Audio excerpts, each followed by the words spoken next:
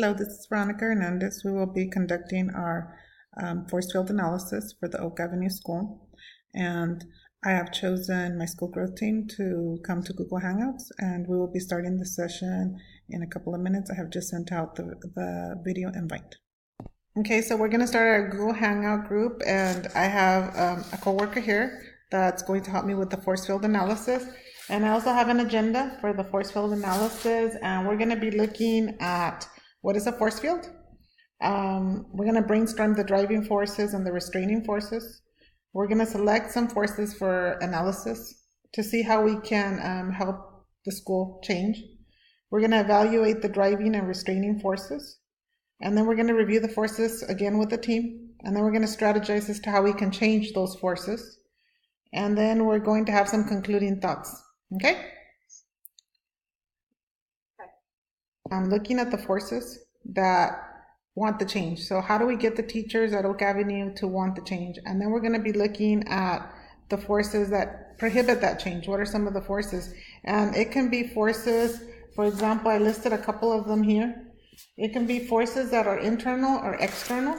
For example, and this one it has like marketplace, but we know like in the schools we're not really marketplace. Well, we sort of are, but we don't say we are. I have some like I just put some of the big forces, and I'm not saying that these are it, just to give you an idea, like large number of non-reclassified students. That would be when I show you the goal right now. One of the resistance would be the uncertainty about the future for them. What's the future going to hold for them? Because they've just changed administrators like 5 times, the teachers at Oak Avenue. Another thing might be they don't trust the administration, so they don't want to change because they're not sure if she's going to stay or leave, even though she's been here for a while. The other one might be dependence on past practices. Well, this is the way we've always done it, so we're just going to keep doing it the same way. So these are just some of the ones that I have, but I don't want you to agree on any of them. I'm just giving you some examples of what it is.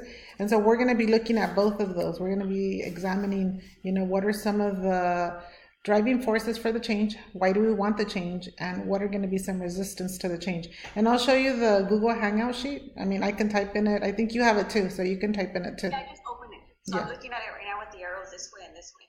And so one of the I'll do is we're going to give the forces a score of 1 being weak and 5 being strong, that you can present it to teachers and say this is why you want to create change. So I'm going to go through. So the first one is provide students with equity. New language arts ELD program. It's rigorous. We have to implement it because it's aligned to what the state wants for our children. We want to build a baseline for LPAC so that they're able to they're able to reclassify basically. And we know that data shows large number of students at expanding, and we're not moving them to the bridging. It's taking a long time to move them. And then we have the Common Core State Standards rigor, and the SBAC ultimately is what tells us, how we scored. So from these now, what we're going to do is we're going to go through each one, and we're going to say, okay, this is a weak, this one's weak with a 1, or it's strong 5, so it's going to help us create the change that we want at Oak Avenue School. 1 means that it's not going to be strong. It's not going to help us create that change. The 5 means that we can take this to teachers and they'll say, oh, yeah, this is the reason we need to change. So if we go down, we're going to build consensus on it. And we need to figure out, what number from 1 to 5, where we would score it. The turnover, okay, turnover, so administration. And I may be off, but. Oops. Administration turnover is okay. Or lack of trust because of the turnover. Do you think that it's do you think it goes together with administration turnover, or separate? Lack of trust would be a separate one. I think that's a separate one. First one. Okay, go ahead. Oh, I'm sorry, Ms. Alvaro. I was just gonna say that I do think it's a separate one, just because knowing how those grade levels work together, I think that they just need a lot of work in terms of a lot of each other. Yeah, a lot of support with each other. So lack of trust within themselves and with the administrator, right? Yes. And so right now I think it's lack of trust in different areas where it's, not that they necessarily don't trust do Miss Aramburo, but they're just hesitant, so they don't really know what to do, and they don't have that strong relationship with their grade level. So it just builds this like, feeling of lack of trust. Also, the culture, they don't feel that. So what kind of culture would you say that they have right now, Ms. Aramburo? Is it? I don't know because I'm not there. Yeah, so it's hard. I can't really say. Yeah, it is hard right But now. I it would be the best to answer that. Yeah. So I think one of the items that I've seen them do a lot is reverting to past practices. When I went into ELD walkthroughs, a lot of the time they were only relying on reading. There was no collaborative conversations. So they'd go back to something that they learned, like choral reading. And most of the time during our ELD walkthroughs, they would do choral readings. And they would have students read it over and over and read the same thing. And then the teacher would talk, and the students wouldn't talk at all. It was just the teachers. And it was K through 5. The students were just listening or reading, but there was no conversations happening between students. So that was, I think that's one of it's a past practice. I mean, that's what they were taught to do. They were taught to do choral reading. They were taught to do a lot of reading. And so that's all they know how to do during ELD. So they're not doing any chats. We started at the end of the year, so we did present it, and we did have several times where we talked about it. For some of them, it was much more difficult for them to actually get started with the chats. I think the lower grades had more success. And I think that's something that we need to really be careful with. I think they're going to revert to past practices because they sort of think this is what's worked for me, so I'm just going to keep doing what I've been doing in the past. 1 being weak and 5 being the strongest, what we feel is going to have the most resistance to that change. So we're starting off first with administrator and teacher turnover. What do you feel? What will you score that for? Not wanting. Will that be impactful? So will that create resistance to the change?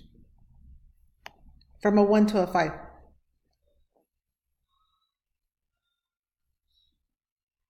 Maybe a 3. I was thinking the same thing. Okay, let's go with 3. The lack of trust, will that create resistance to the change? I would say more so with teachers, like amongst themselves, not with Ms. Aramburo, but with themselves. So like I may be a teacher that's really gung-ho and I'm going to do it all, because I know it's good for the students, but because I don't trust my team member, my other team member's not going far. Because my team member doesn't trust me, they might not do the same thing. Be huge. Yeah. So I just see it for teachers. Just amongst teachers? Okay, I'm still gonna put admin there.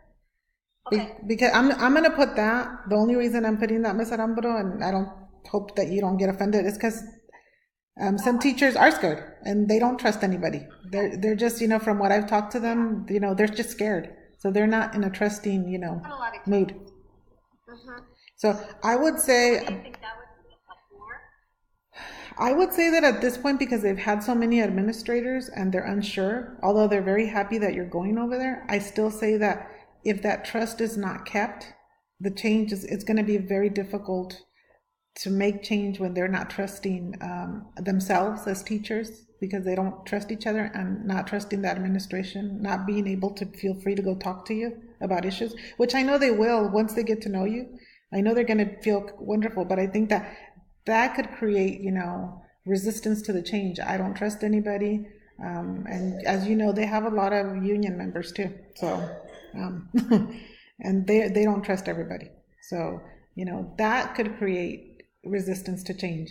I would say it's a 4, but I mean, I don't know, because you've had a different experience. So, I mean, how did you feel like? That's why I want to know your input, because you've been talking to some of them. No, I don't think you're being negative. I mean, I want to hear what you guys think, because I think you guys have different perspectives than I do. So it's good that that you tell me what you've been to the school. I've been at the school. Mr. Aramburo has sort of started to get into the school. And so it's good for us to sort of really say what we think. How about you, Ms. Aramburu? What do you think from what you've seen? Let me ask you something. For the number 5, do you think that it's like, and I don't mean to put out names. No, that's fine. I'm just thinking. Our next one is going to actually be, we're going to be looking at each one, but we want to choose 3 forces that will bring change.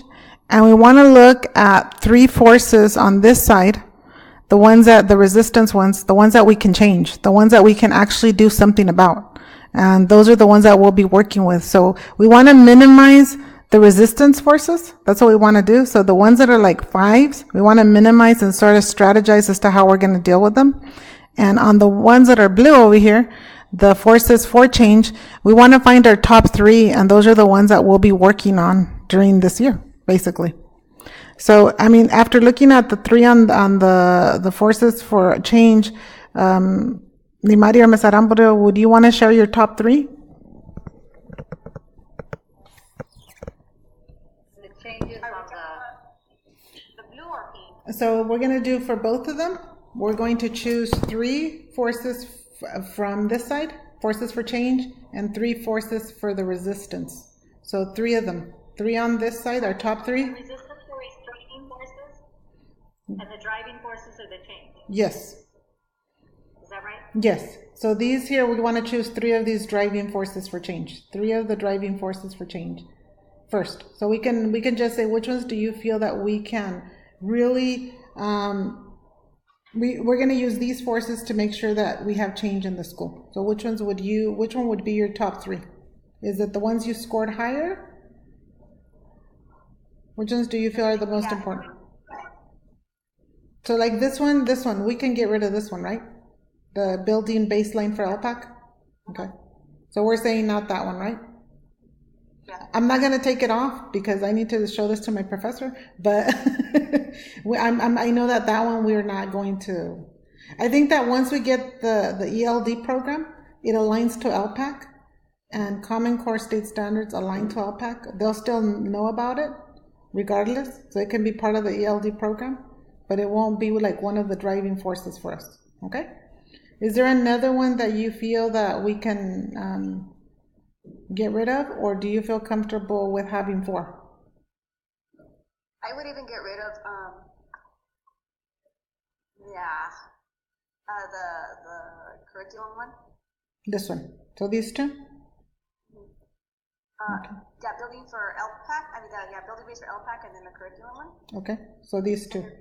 Yeah, the reason why I would get rid of the curriculum one, because that's technically already implied with the college and career readiness and college Common Core State Standards. So we just finished our Google Hangouts and we came up with our consensus, and we are going to work is on providing students with equity, data showing that large numbers of students are expanding, so we're going to work on improving that. And we're also going to work on having college and career ready students. On the resistance, we're looking to support the lack of trust for administrators or teachers, reverting to past practices. We're going to provide a lot of professional development so teachers do not revert back to that. Closed mindsets and kids can't do it or too much work for me. We're working to change those mindsets and to educate teachers on the process. And we're also working on making sure that the new principal creates a trusting and honest environment for the teachers. So those are the 3 that I chose. I will attach those to my presentation.